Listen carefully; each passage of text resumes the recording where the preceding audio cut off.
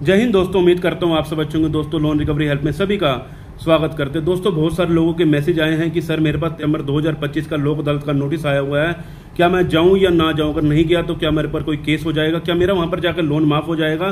तो तमाम तरीके के लोगों के क्वेश्चन थे, तो एक वीडियो बना रही हैं आप लोगों के लिए, जिसके पास भी अगर अप्रैल 2025 के लिए लोक अदालत का नोटिस आया हुआ है तो ये वीडियो उन लोगों के लिए बनाई गई है। तो एक बार जरा ध्यान से सुन लीजिएगा। जिनके लोन चल रहे हैं, एनपीए हो गए हैं, उनके लिए भी ये वीडियो बहुत ज़्यादा जरूरी है, क्योंकि उन लोगों को समझ आ जाने वाली है अगर आपके लोक अदालत का नोटिस आने वाले समय पर भी आ जाता है तो उससे आप किस प्रकार बच सकते हैं या फिर आप इससे किस प्रकार निपटारा ले सकते हैं अपने लोन से। देखो दोस्तों, जो ये लोक अदालत होती है वो होती है समझौते की अदालत। समझौते की अदालत लगती है आपके साल में 4 बार लगती है, जो कि इस बार 13 को लगने वाली हो रही है, जो कि आपके शहर के किसी भी आपके शहर के कोर्ट में लगती है, या फिर आप कहीं भी रहते हैं आपके आसपास में जैसे कोई कोर्ट है वहां पर नेशनल लोक अदालत का आयोजन किया जाता है। इस नेशनल लोक अदालत में बहुत सारे लोग पहुंचे होते हैं, जिसमें कईयों के अपने चालान माफ करवाने के लिए पहुंचते हैं, कई लोग अपने लोन के लिए पहुंचते हैं, और बहुत सारे इसमें केसेस देखे जाते हैं, जिसमें अगर मान के चले आप वहां पर जा रहे हैं, आपके पास नोटिस आ चुका है, अगर आप नहीं जाएंगे तो आपके साथ क्या दिक्कत आएगी। अगर आपके पास लोक अदालत का नोटिस आ चुका है, अगर आप उसमें आयोजित नहीं हो पा रहे हैं, आपके साथ कोई दिक्कत परेशानी बन चुकी है, तो इसमें आपके साथ किसी भी तरह का कोई ऐसा नहीं है कि आपको जेल में डाल दिया जाएगा या आपके ऊपर वारंट इशू हो जाएंगे या तमाम तरीके से आपके कोई भी ऐसी वैसी एक्टिविटी नहीं हो जाएगी जिससे आपको बाद में परेशान होना पड़ेगा। लोक अदालत का नोटिस आने से अगर आप वहां पर नहीं जाएंगे तो इसमें आपको किसी भी तरह का कोई भी नुकसान नहीं है। नुकसान क्या हो सकता है मैं उसको वीडियो में आगे बता देता हूं।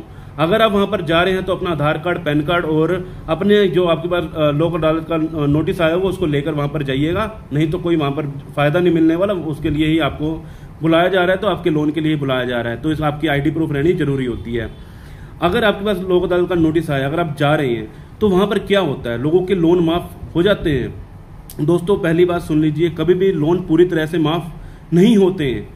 लोगों के मन में एक वहम डालकर जो भी वीडियोस बना रहे हैं, बहुत सारे लोगों ने वीडियो बनाई कि लोन माफ हो जाएंगे लोक अदालत में, ये हो जाएगा वो हो जाएगा। ऐसा कुछ नहीं है कि वहां पर पूरी तरह से लोन माफ हो जाते हैं। वहां पर क्या होता है, वहां पर जाते हैं आप लोगों के पास, जैसे मान के चलिए आपका अकाउंट एनपीए आ चुका है, एनपीए में जाने के बाद आपका बैंक से बिल्कुल भी वार्तालाप नहीं हो रहा, उनका आपसे उनका लिंक बिल्कुल टूट चुका है, तो तभी वो आपके पास लोक अदालत का नोटिस वगैरह भेजते हैं ताकि वहां पर समझौता किया जा सके आपके केस का, जो आपका लोन चल रहा है उसके केस का। वो समझौता किस प्रकार होगा, वहां पर जाएंगे, वहां पर बैंक का मैनेजर बैठा होगा, साथ में जो बैंक के मैनेजर हैं आप लोगों से वार्तालाप करके उसमें समझौता करेंगे। आपका 1 लाख का लोन है, अगर बैंक ने कहा 50,000 में सेटलमेंट करना है, आपके पास पैसा नहीं है तो 30,000 रुपये आपके पास पैसा पड़ा, तो आप कहेंगे भैया मैं 30,000 में सेटलमेंट करना चाहता हूं। अगर 30,000 में बैंक मान जाता है तो वहां सेटलमेंट हो जाती है, 30,000 में सेटलमेंट हो जाती है। अगर बैंक नहीं मानता, वो कहते हैं नहीं, तो वहां पर आपने किसी भी प्रकार के किसी भी दस्तावेज पर साइन नहीं करना।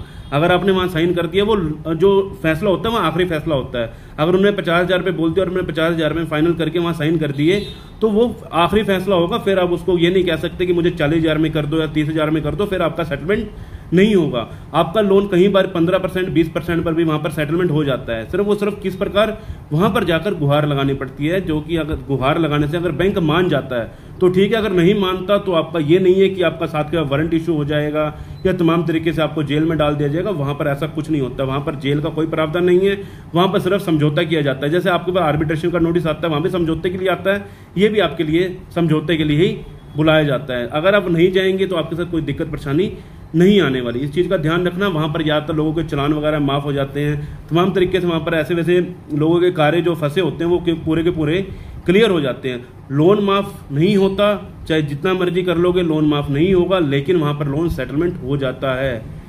वहां पर जाके आपको अगर लोन के लिए समय चाहिए, समय बढ़वाना है, वहां समय भी बढ़ जाता है कि भैया अभी मेरे पास 2-3 महीने का समय चाहिए, रिटर्न में देना होगा, रिटर्न में देंगे, आपका वहां समय भी बढ़ जाएगा। ये नहीं है कि आपको वहां पर कुछ भी सुनवाई नहीं होगी, सुनवाई वहां पर होती है। ये नहीं कि पूरी तरह से सुनवाई आपके पक्ष में रखी जाएगी, कभी आपके पूरे पक्ष में आपकी रखी नहीं जाती, बैंक की भी माननी पड़ती है, आपकी भी माननी पड़ती है। दोनों को आप मीडिएटर रख के दोनों के समझौते के हिसाब से ही वहां पर फैसला लिया जाता है। तो इस चीज का आपने हमेशा ध्यान रखना है। अगर आपका लोक अदालत का नोटिस आ रहा है, अगर आप वहां पर नहीं जा रहे हैं तो वहां पर रिटर्न में एक नोटिस दे दें। जैसे आपके पास रिटर्न में एक नोटिस आया, वहां पर एक रिटर्न में नोटिस दे दें कि हम वहां पर उपलब्ध नहीं हो पाएंगे। तो दिक्कत परेशानी कुछ नहीं है, आप लोगों को डरना नहीं है, घबराना नहीं है। पैसा है तो चले जाइए, नहीं है तो मत जाइए, कोई दिक्कत वाली बात नहीं। उम्मीद करता हूं आप लोगों को जानकारी पसंद आई होगी।